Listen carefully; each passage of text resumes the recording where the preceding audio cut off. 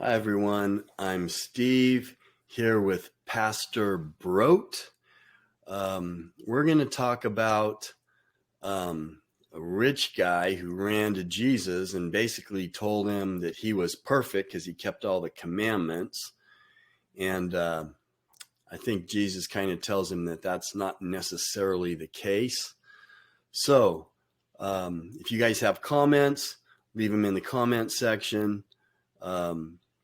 And what do you got for us, Victor, on that? Matthew 19:21, Jesus said to him, if you wish to be complete, go and sell your possessions and give to the poor, and you shall have treasure in heaven, and come, follow me. Wow, this gets down to the issue. Jesus has a way of doing that. He cuts through the baloney and cuts right to the heart of things. You want to be complete. And all of us, we have this sense of there's something more. There's something we need to do.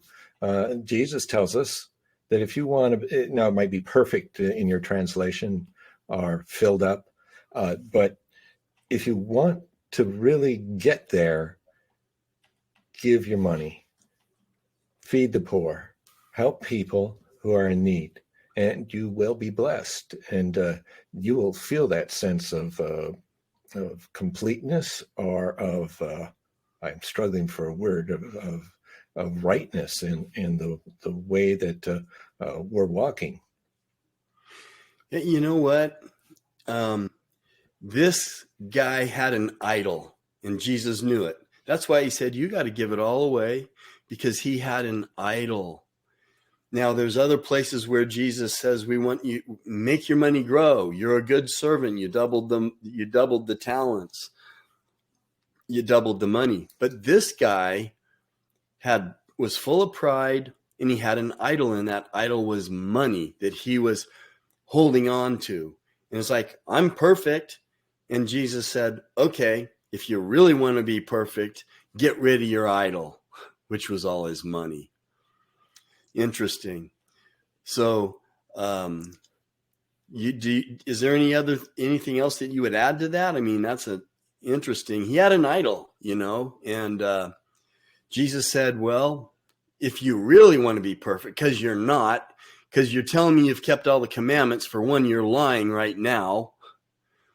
But get rid of the idol. Good point. It's so easy for us to fall into the wrong priority. And Jesus puts his finger on that for this particular individual. I was thinking, I think this morning, Adam and Eve do not eat the fruit. Now, eating is just fine. It's healthy to eat.